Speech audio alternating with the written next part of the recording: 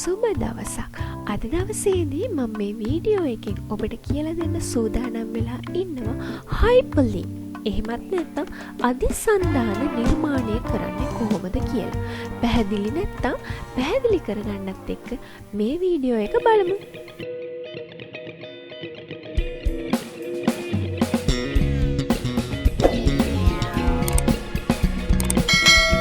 අධිසන්ධාන එහෙම නැත්නම් Hyperlink කියන වචනේ චුට්ටක් නුහුරු වෙන්න පුළුවන්. හැබැයි ඔයාලා හැමදෙනාම දන්නා වෙබ්සයිට් එක ඔයාලා ගිහිල්ලා ඩවුන්ලෝඩ් කිරීම සිද්ධ කරගන්නවා කියලා. අන්න ඒ ඩවුන්ලෝඩ් කිරීම සිද්ධ කරගන්නවා වගේ වැඩක් තමයි මෙතනදී සිද්ධ වෙන්නේ. අපි බලමු මේක කරනකොට ඔයාලට අවබෝධ වෙයි, පැහැදිලි වෙයි, මතක් වෙයි මොකක්ද මේ Hyperlink කියන්නේ කියලා. හරි. අපි ඒ සඳහා පාවිච්චි කරන ටැග් එක පිළිබඳ අවබෝධයක් ගමු. මේ විදිහට ටැග් එක පාවිච්චි කරන්නේ A ඉඩක් තිබ්බා HREF. ඒ කියන එකෙන් අදහස් කරන්නේ ඇන්කර්. එහෙම නැත්නම් ඔයාලා දන්නවා නැංගුරම කියන එක කියන්නේ මොකක් හරි දෙයක් පටලවගෙන ඉන්නවා කියන අදහස මෙතන අරගන්නට පුළුවන්. එතකොට AHREF කියලා සටහන් කරනවා. ඊට පස්සේ සමාන ලකුණ යොදනවා. ඊළඟට උඩු කොමා ඇතුලේ අපි සටහන් කරන්නේ මොන දේද අපි මේ විදිහට රඳවගෙන ඉන්නේ. එහෙම නැත්නම් අපිට යොමු වෙන්න ඕන මාතෘකාව මොකක්ද කියලා. මම ඒකට පොඩ්ඩක් පැහැදිලි කිරීමට මෙන්න මේ විදිහට කියන්නම්. ඔන්න මම මුලින්ම පින්තූරයක් කොහොමද ඕපන් කරගන්නේ කියන එක සටහන් කරලා පෙන්නන්නම්. මම මෙතන පාවිච්චි කරන 2 කියන පින්තූරේ. එතකොට අපි ඒක ඕපන් කරන විදිහ බලමු. මම සටහන් කරනවා 2.jpg ආකෘතියේ පින්තූරයක් තියෙන්නේ. මෙන්න මේ පින්තූරේ ඕපන් වෙන්න ඕනේ. ඒකින්ද මෙච්චරයි මෙතන සටහන් කරන්නේ. මෙන්න මේ පින්තූරේ ඕපන් වෙන්න මෙන්න මේ වචනේ සටහන් වුණාම click here. මේක මෙතන කිසිම ප්‍රශ්නයක් නැහැ. ඔයාලට ABC හරි 1 2 3 හරි ඕන දෙයක් සටහන් කරන්න පුළුවන්. මම සටහන් කරා click here කියලා. click here කියන වචනේ click කරාම මෙන්න මේ පින්තූරය ඕපන් වෙන්න කියලා තමයි මෙතන සටහන් කරලා තියෙන්නේ.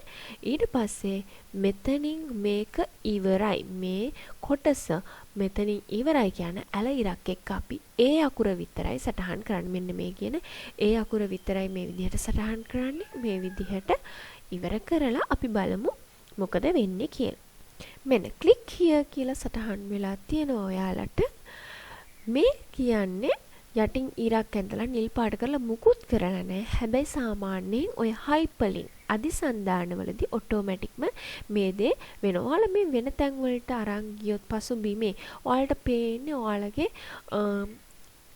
මවුස් පොයින්ටර් එක හිසක් වගේ. හැබැයි මෙන්න මේ අදාළ තැනට ගියොත් ඔයාලට පේනවා ඒක අතක් වගේ.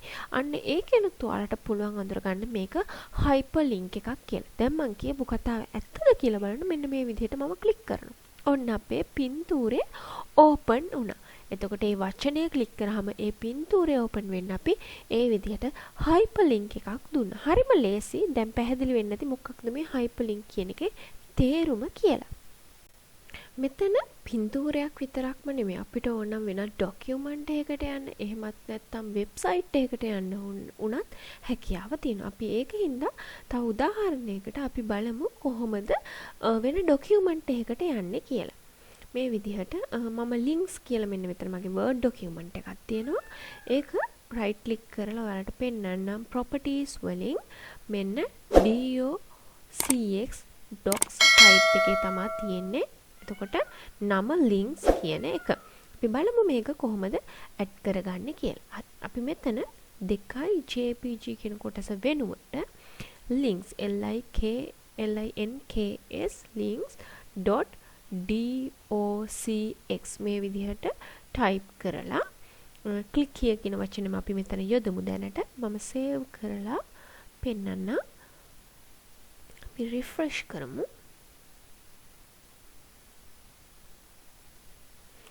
දැන් click here කියන එක click කරාම ඔයාලට පේනවා පල්ලෙහායින් අර අපි ඕපන් කරපු Word document එක download වෙනවා. මේක කෙලින්ම ඕපන් වෙන්නේ නැහැ.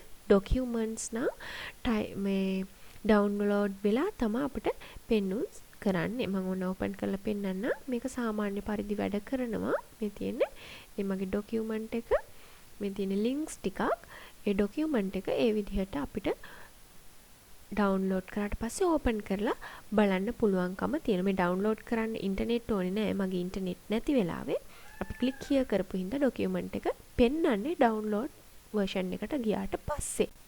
ඒ වගේම අපි කිව්වා වෙබ්සයිට් එකක් වුණත් මේ විදිහට අපිට වෙබ්සයිට් එකකට යන්න උනත් හදාගන්න පුළුවන් කියලා. ඒකට කරන්න තියෙන්නේ මෙතන මම 2.jpg කියන අවස්ථාව දාලා තිනවා. ඒ වෙනුවට ඔයාලා යොදා ගන්න යන වෙබ්සයිට් එකේ ඇඩ්‍රස් එක හරි එහෙම නැත්නම් ඒ වෙබ්සයිට් එකේ ඇඩ්‍රස් එක කොපි කරලා මෙතනට ගෙනලා පේස්ට් කරන්න විතරයි. ඉතින් මේ උඩු කොම අතරේ අනිවාර්යයෙන්ම ඒක වැඩ කරනවා. මේ වෙලාවේ මට ඒක කරලා පෙන්වන්න විදිහක් නැහැ. මොකද මගේ පරිගණකයේ අන්තර්ජාලයට සම්බන්ධ කරලා නැහැ. හැබැයි මම වෙන්නේ කොහොමද කියලා කියන්නම්. ඒකත් ඉක්මනින් මේ උඩු කොම අතර මම යොදාගත්තු link එකක් මේ විදිහට තියෙනවා. ඒක මේ විදිහට මම save කරන්න. ඔන්න අපි බලමු refresh කරලා.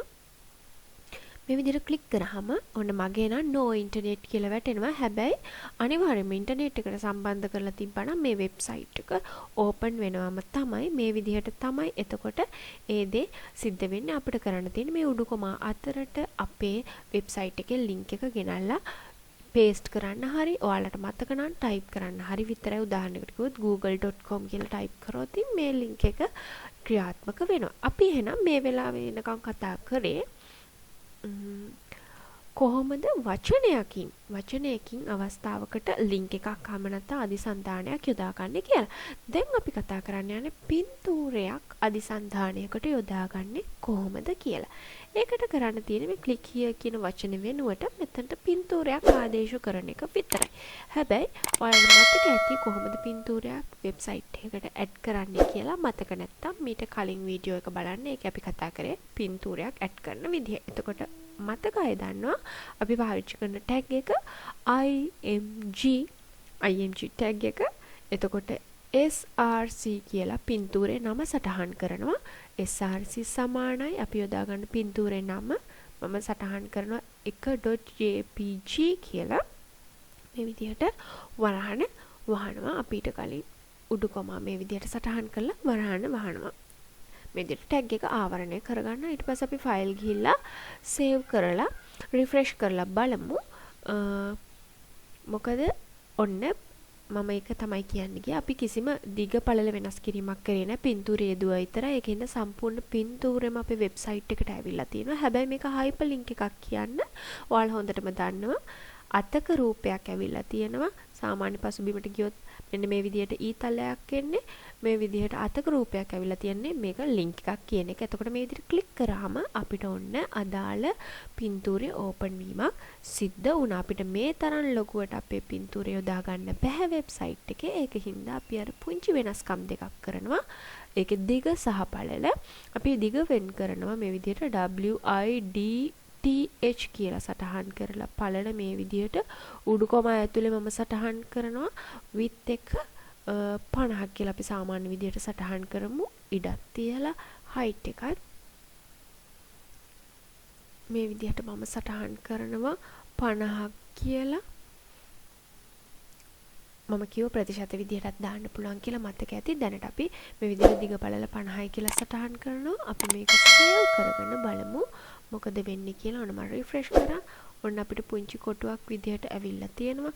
අපි මේ විදිහට මේ කොටුව ක්ලික් කරත් අන්න අපේ පින්තූරය එහෙම නැත්නම් අපේ link එකට අදාළ ගොනුව වෙත යොමු වීමක් සිද්ධ වුණා. එහෙනම් ඔයාලා දැන් දන්නවා කොහොමද පින්තූරයක් යොදාගෙන සටහන් කිරීමක් සිද්ධ කරන්නේ. ඒ වගේම කොහොමද වචනයක් යොදාගෙන link එකක් සටහන් කිරීම සිද්ධ කරන්න කියලා. එහෙනම් මේ දේවල් ඔයාලගේ වෙබ්සයිට් එක ලස්සන කරගන්න පාවිච්චි කරන්න කියලා ඉල්ලනවා.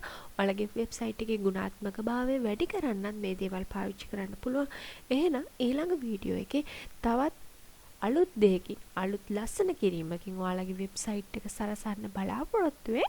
අද දවසේදී සමු ගන්නවා ඔබට සුබ දවසක්.